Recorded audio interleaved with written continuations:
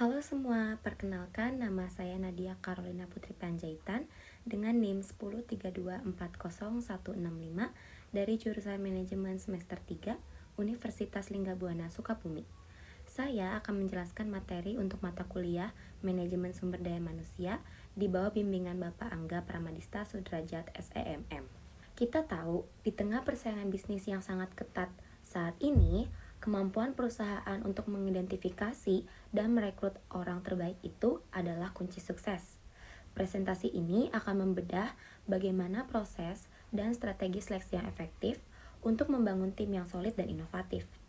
Nah, sebelum kita masuk ke bagaimana prosesnya, mari kita pahami dulu mengapa seleksi ini sangat penting dan apa tujuannya.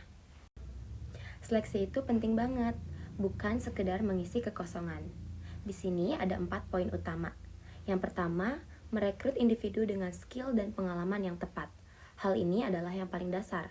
Yang kedua, memastikan kesesuaian budaya dengan nilai-nilai perusahaan. Ini bagaimana caranya membuat chemistry team. Yang ketiga, meningkatkan produktivitas dan kinerja tim secara keseluruhan. Dan yang keempat, mengurangi tingkat turnover dan biaya rekrutmen kalau orang yang direkrut sudah pas. Intinya, tujuan utama seleksi adalah membangun tim yang kompeten, berdedikasi, dan selaras dengan visi misi organisasi, sehingga bisa mendorong pertumbuhan dan inovasi perusahaan jangka panjang. Lalu, bagaimana kita bisa tahu kalau proses seleksi itu sudah efektif? Nah, kita punya indikator kunci untuk mengukurnya. Menurut Rifai di tahun 2018, ada 4 indikator kunci untuk menilai efektivitas seleksi. Yang pertama, ada kesesuaian kualifikasi.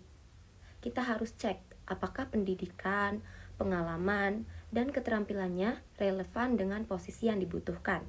Yang kedua, ada keselarasan budaya. Apakah nilai-nilai pribadi kandidat nyambung dengan budaya dan etos kerja perusahaan. Yang ketiga, ada potensi pertumbuhan. Apakah dia punya kemampuan beradaptasi dan potensi untuk berkembang di masa depan. Kita harus mencari aset ini untuk jangka panjang. Indikator ini akan terwujud dalam faktor-faktor yang pada akhirnya mempengaruhi keputusan kita untuk memilih seseorang. Selanjutnya, proses seleksi yang sistematis. Proses ini terdiri dari 7 tahapan, dan kita harus melalui semuanya untuk memastikan pilihan terbaik. Yang pertama, penerimaan lamaran. Kita harus mengumpulkan database pelamar. Yang kedua, penyaringan awal. Lakukan evaluasi cepat untuk mencocokkan kualifikasi dasar dengan persyaratan posisi. Yang ketiga, tes seleksi. Uji kemampuan kognitif, kepribadian, atau keterampilan spesifik. Yang keempat, wawancara. Ini tahap paling penting. Diskusi mendalam untuk menilai motivasi, pengalaman, dan kesesuaian budaya. Yang kelima, pemeriksaan referensi. Verifikasi informasi kandidat kepada atasan atau kolega sebelumnya untuk memastikan integritas data. Yang keenam, pemeriksaan kesehatan. Memastikan kandidat sehat secara fisik dan mental. Yang terakhir, penawaran kerja. Langkah terakhir adalah memberikan tawaran resmi kepada kandidat terpilih.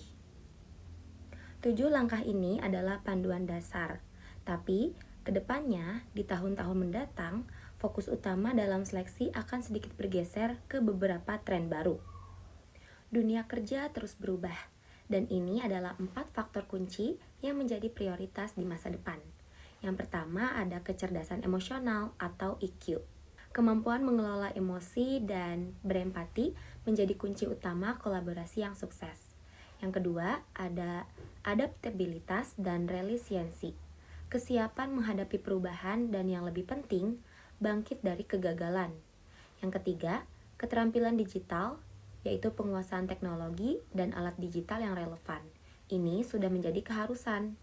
Dan yang keempat, pembelajaran berkelanjutan, keinginan untuk terus belajar dan mengembangkan diri tanpa disuruh. Perubahan fokus ini didukung oleh teknologi yang semakin canggih, yang kini menjadi enabler dan proses seleksi. Teknologi modern membuat proses rekrutmen lebih efisien dan objektif. Yang pertama, ada kecerdasan buatan atau AI. Dipakai untuk screening CV, analisis kandidat, dan personalisasi pengalaman pelamar. Ini mengurangi pekerjaan administratif HR. Yang kedua, wawancara video otomatis.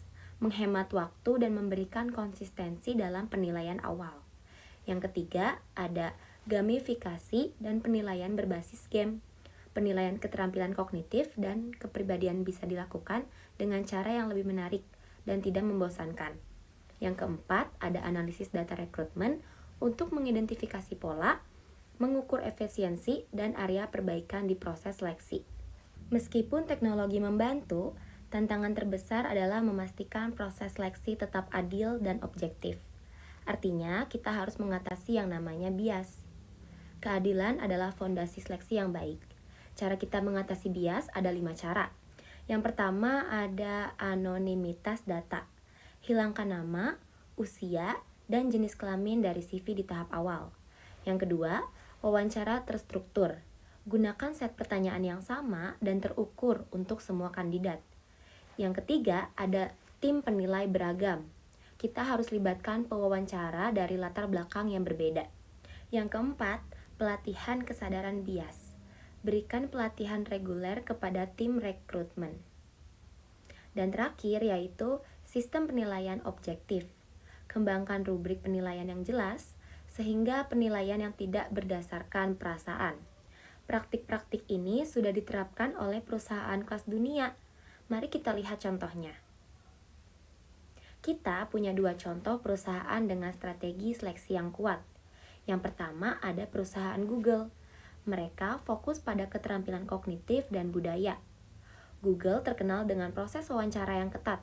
Mereka tidak hanya mencari keahlian teknis, tapi juga kemampuan belajar dan kesesuaian budaya mereka atau Googliness. Lalu perusahaan kedua yaitu Netflix. Prioritas pada kecocokan budaya dan tanggung jawab.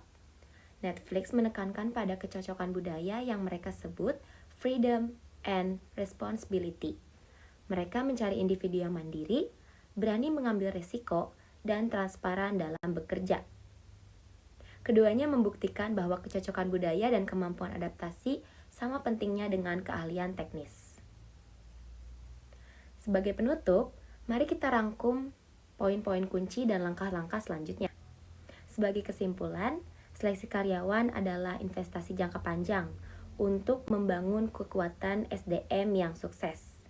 Kita harus fokus pada yang pertama, strategi holistik, mengombinasikan metode tradisional dan inovatif. Yang kedua, fokus pada potensi, melihat kemampuan adaptasi melampaui pengalaman masa lalu. Yang ketiga, teknologi sebagai enabler, memanfaatkan AI dan data untuk efisiensi dan objektivitas. Selanjutnya ada budaya inklusif, membangun tim yang beragam dan bebas dari bias. Dengan menerapkan strategi yang efektif dan komprehensif ini, perusahaan akan mampu menarik, memilih, dan mempertahankan talenta terbaik yang menjadi pendorong utama kesuksesan organisasi di masa depan. Sekian penjelasan materi mengenai proses dan strategi seleksi karyawan efektif dari saya. Saya berharap presentasi ini bisa memberikan wawasan baru bagi Bapak dan juga teman-teman sekalian. Terima kasih banyak atas waktu dan perhatiannya.